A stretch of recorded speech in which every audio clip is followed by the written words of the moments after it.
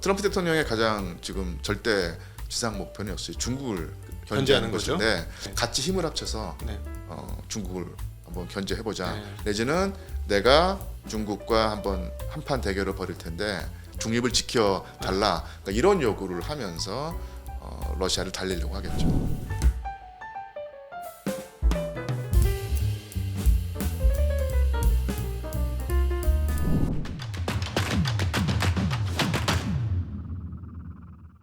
안녕하십니까. 증시할때 TV 시청자 여러분, 투자 여러분 반갑습니다. 세계의 지정학이 정말 혼돈의 혼돈 속으로 빠져들고 있습니다.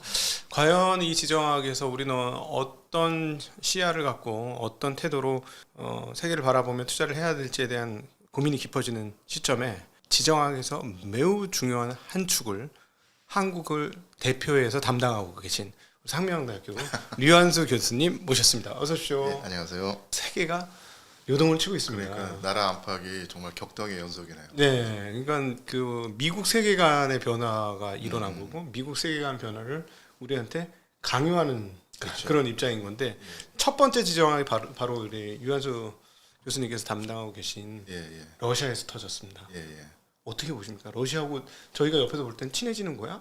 저희가 어떻게 되는 거야? 이거 도대체 별로 생각이 막 듭니다. 미국의 어떤 일단 휴전 제안을 일단 받았어요. 예. 네, 막 받았습니다. 오늘 이 영상 찍기 바로 직전에 이제 러시아에서 오케이 한 걸로 예. 지금 소식이 나오고 있는데 러시아가 여기서 바라는 건 무엇일까요? 그냥 휴전하고 끝나는 걸까요? 아니면 종전까지 가고 그 다음 단계까지 뭐 어떤 걸 바라는 걸까요?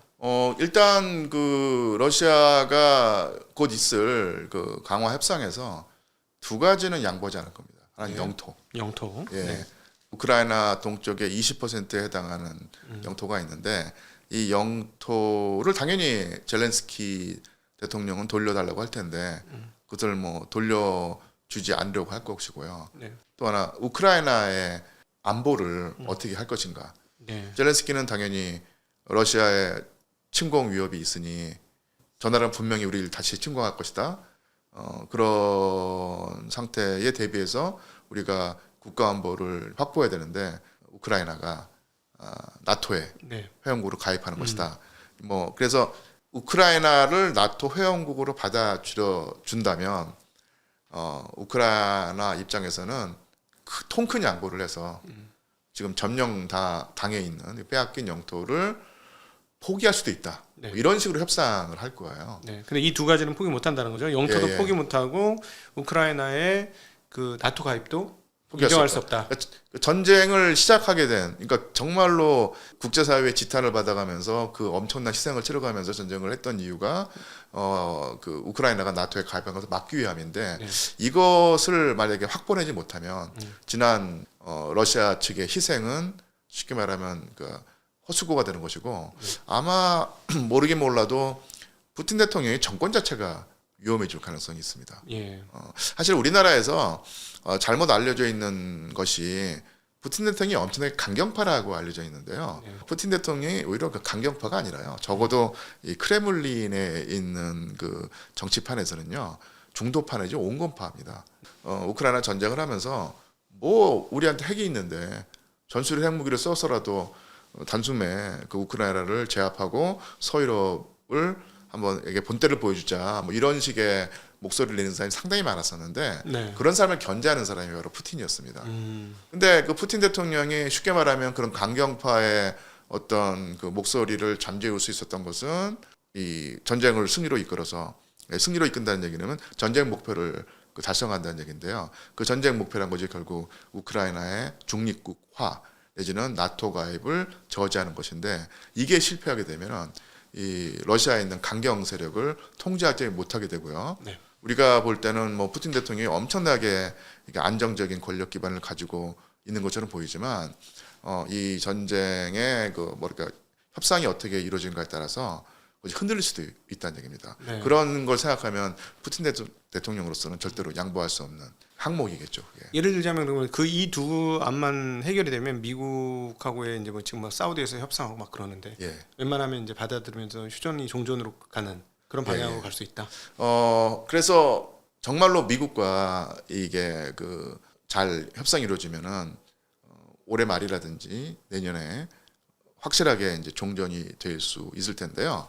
그 다음에 분명히 아마 그 트럼프 대통령은 트럼프 대통령의 가장 지금 절대 지상 목표는 역시 중국을 견제하는 견제하는 거죠. 것인데 중국을 견제하는데 그 러시아에게 제휴를 한번 해보자. 그러니까 네. 같이 힘을 합쳐서 네.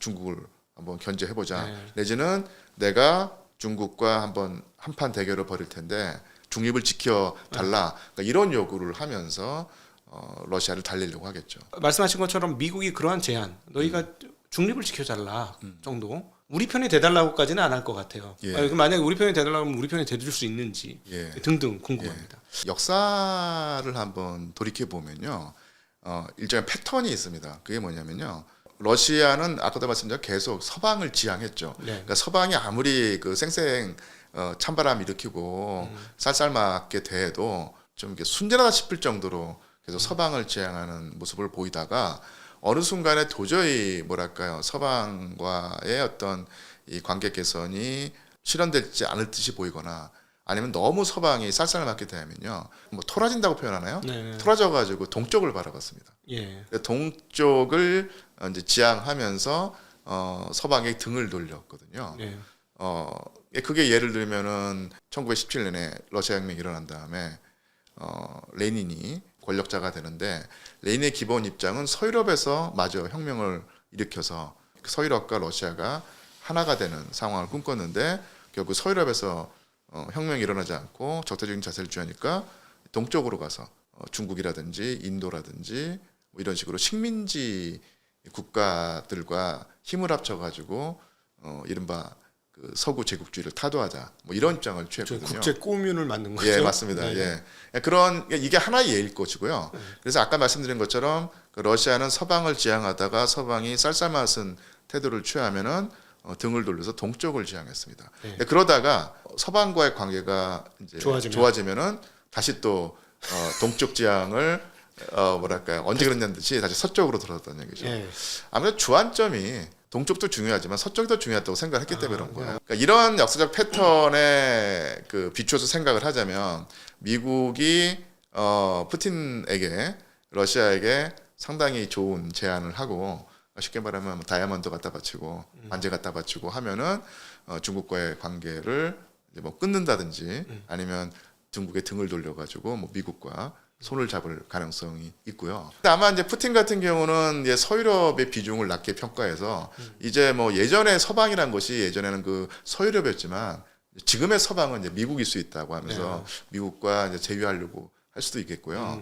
또 하나 뭐 푸틴이 모르겠습니다. 제가 이제 한번 생각을 한번 그 푸틴의 입장에 대봤는데 서유럽의 어떤 정치 지형을 바꿀 수 있다. 프랑스에 르팽 정당이 있죠. 네. 그리고 그 지금 독일에서 AfD. 그 독일 대한당인가요? 네. 그런 대항이 있는데 이 대한당에게 조금 더 뭐랄까요, 기세를 불어넣어 주면은 지금 러시아에게 적대적인 자세를 취하고 있는 뭐 마크롱이라든지 뭐 숄츠 내지는 최근에 그러니까 독일의 그런 정당이 권력을 뺏길 수 있다. 그리고 러시아의 우호적인 정당이 들어설 수 있다라고 하면서 자기가 충분히 그 서유럽을 요리할 수 있다고 자신할 수도 있다고 보이거든요.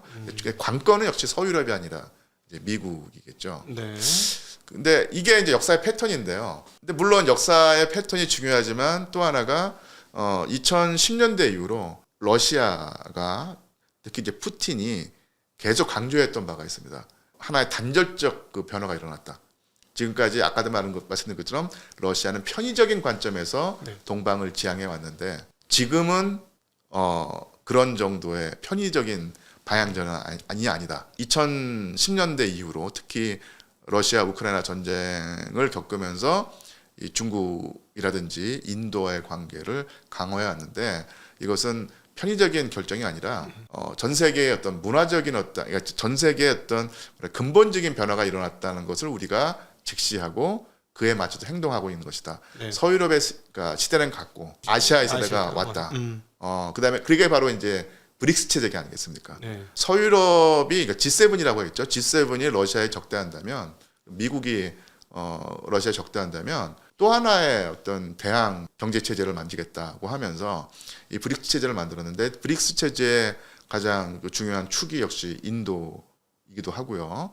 그다음에 러시아이기도 하고 중국도 거기에 상당히 뭐 발을 디뎌나가 했으니까 여기를 키워서 우리가 동쪽을 지향한다면 충분히 서방과 맞설 수 있다고 하는 생각을 한 듯 보입니다. 그렇기 때문에 이 브릭스 체제를 이렇게 중시하는 것이고 작년에 그 카잔에서 이 브릭스 체제 그 대회를 열었는데 엄청나게 큰 성과를 이뤘고 가입하려고 하는 국가들이 줄을 이었다고 하고요.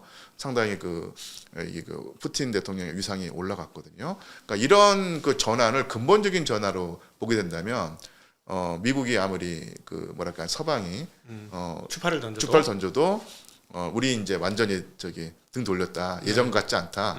우리 앞으로 이 브릭스 체제로 그 인도라든지 중국과 뭐랄까 더 그 관계를 강화해서 새로운 방향을 가져가겠다. 이렇게 된다면은 미국이 던지는 제휴 요청에 상당히 응하지 않거나 아니면은 뭐랄까요 아주 그 뭐랄까요 까다로운 조건을 걸 가능성이 있고 이 두 가지 가능성 중에 어떤 쪽으로 나갈지는 정말로 면밀한 분석을 해야 될 듯합니다. 그럼에도 불구하고 전쟁을 끝내는 게 목적이 되지 않을까요? 전쟁을 계속해서 할 수는 없을 그렇죠. 예, 뭐 어떤 사람들은 그러니까 이 러시아 같은 경우가 앞으로 1년이나 1년 반 정도 더 전쟁을 지속할 역량을 가지고 있다고 자체 판단했다는 그 분석이 있어요. 그런데 그 1년이란 기간이 사실은 짧다면 짧을 수 있을 텐데 그 이후에 전쟁을 지속하는 것은 분명히 불가능하고요. 그리고 아시겠지만 러시아가 지금 전쟁을 유리한 쪽으로 끌고 있었던 이유는 엄청나게 이 군수공업을 극대화해가지고 서방을 압도했기 때문인데 그것까지 좋습니다. 근데 문제는 뭐냐면 전쟁이 끝나고 나면은 군수공업에 쏠렸던 국가 자원을 다시 이제 평시로 돌려야 될 텐데 그 경착륙하지 않고 영착륙을 하기 위해서는 서서히 준비를 해야 될 것이거든요. 그러려고 하면 지금부터 뭐랄까요 회담에 조금 적극적으로 임할 필요는 있다고 보이죠. 그러니까는 전쟁을 한 1년에서 1년 반 정도 끌 체력이 있지만 있다라고 자기네 판단을 했다고 합니다. 그럼에도 불구하고 1년이나 1년 반 밖에 안 될 수도 있는 상황이니까 어찌되었건 미국이 손을 내밀었을 때 안 잡기는 쉽지는 않겠네요. 어떤 식으로든지 이게 제휴까지는 아니더라도 종전이라는 측면에서 보면 또 하나 이제 제가 눈여겨보는 경제 전문가가 한 분이 있어요. 그래서 칼럼을 읽으면서 야 이분의 그 통찰력이 대단하다 이렇게 눈여겨보는 그 분이 있는데 그러니까 이분의 근본적인 어떤 주장은 예측은 뭐냐면요. 러시아는 중국과 미국 사이를 왔다 갔다 하면서 자기에게 더 큰 선물을 주는 쪽에 설 것이다. 이렇게 보시더라고요. 근데 그것이 사실은 통찰력 있는 어떤 예측이 아닐까 싶습니다. 실제로 그렇게 생각하는지 모르겠지만 제가 보기에는 푸틴 대통령도 미국의 1급 체제가 끝나긴 했는데 근데 중요한 축이 극이 보통 아까 말씀드린 3개 있다고 하지 않습니까? 중국, 미국, 러시아일 텐데 러시아가 중국이나 미국에게 밀린다는 것은 인정하는 것 같아요. 체급이 딸린다. 러시아가 독자적으로 이 세 축을 형성하기는 버겁다. 그렇기 때문에 이제 어느 한쪽과 이제 소위 말하면 제휴를 해야 될 텐데 그게 중국이 될지 미국이 될지는 이 두 나라가 하는 거에 따라서 결정을 하겠다. 최근에 이제 중국에서 이렇게 얘기했습니다. 미국에 대해서 이렇게 얘기를 했죠. 너희가 이제 우리 사이가 이제 쪼개지게 할 것 같은데 뭐 웃긴 소리 하지 말고 우리 잘 지내고 있다 이렇게 표현을 했어요. 중국 쪽에서는 우리 잘 지내고 있다. 그러니까 아주 자신 있게 얘기를 했는데 러시아가 중국하고 친하게 지낼 수 있는 근원적 역사적 배경이 없지 않습니까? 이게 참 정말 큰 문제고 이제 핵심을 찌르는 주제를 던지셨는데요.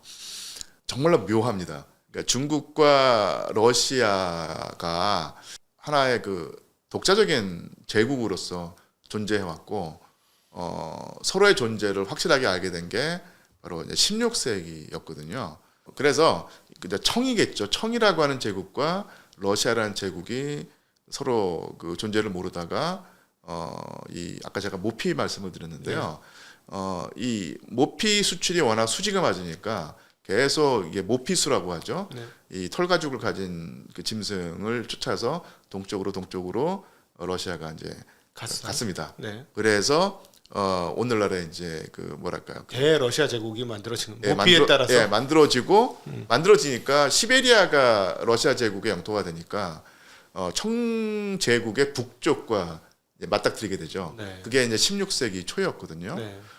그래서 처음에 청제국이 볼 때는 이상한 사람들이 와서 위쪽에서 그 말썽을 저지르는데 그게 러시아가 보낸 원정단이라는 걸 몰랐던 거예요. 네. 나중에 알고 나서 확실하게 이 뭐랄까요 그 세력권을 확정을 해야지 이 변방이 안전하게 되겠다 해가지고 그때 쉽게 말하면 나선 정보를 떠난 겁니다. 혼자 가기가 좀 버거우니까 조선에 있는 조총수들을 끌고 들어가가지고 청나라에서 청 가가지고 이 정확히 말하면 이제 우리가 하는 코사크라고 하죠. 네. 그러니까 사실은 러시아가 이 시베리아를 정복할 때 정규군을 보낸 것이 아니라 코사크라고 하는 용병 집단을 보냈어요. 네. 거기에 용병 집단에 이제 자금을 대주는 식으로 해가지고 보냈는데 그 코사크의 남하를 이 청나라가 이제 막아낸 거죠. 근데 그 다음에 청도 그렇고 러시아 제국도 그렇고 우리가 다른 제국과 접하고 있다라고 하면서 그 다음부터 이제 세력권 설정에 나서게 됩니다. 근데 이 서로의 존재를 잘 모르거나 초기에는 이 군사 충돌이 빚어졌는데 그 군사 충돌은 사실은 이제 소규모였고요. 그 다음에 협정을 맺습니다. 그래서 맺어진 협정이 우리의 역사책에 아마 나오는 걸 기억하실 텐데요. 네르친스크 조약, 네. 캬흐타 조약이라고 해서 요 오늘날의 그 중국과 러시아의 북쪽 경계선이 이때 이제 그어지게 되거든요. 예. 그 다음부터 이 네르친스크나 캬흐타를 통해서 두 제국이 활발한 무역을 합니다. 그래서 누가 보더라도 뭐 이게 경쟁하는 제국이었고 두 경쟁하는 제국이 사실은 아주 뭐 우호적인 관계를 맺도록 할 수 없지만 따지고 보면 두 나라 사이에 전쟁은 사실은 없었어요. 우스리강 전투가 한 번 있었지 않습니까? 예. 근데 그러니까 예를 들어서 뭐 중소 국경 분쟁이라든지 이 그 처음에 그 말씀드린 것처럼 이 그 나선 정보를 통해서 이렇게 했었지만 그런 것은 사실은 이 뭐 워라고 할 수 없고 그냥 뭐 영어로 하면 뭐 스커미쉬 이런 식으로 뭐 교전 짧은 어떤 충돌 무력 충돌 이 정도에 불과했는데 사실은 그렇게 큰 경쟁하는 제국이 그렇게 오랫동안 그 긴 국경을 맞닿고 있으면서도 전쟁다운 전쟁을 한 적은 없었다는 건 상당히 놀라운 일이거든요.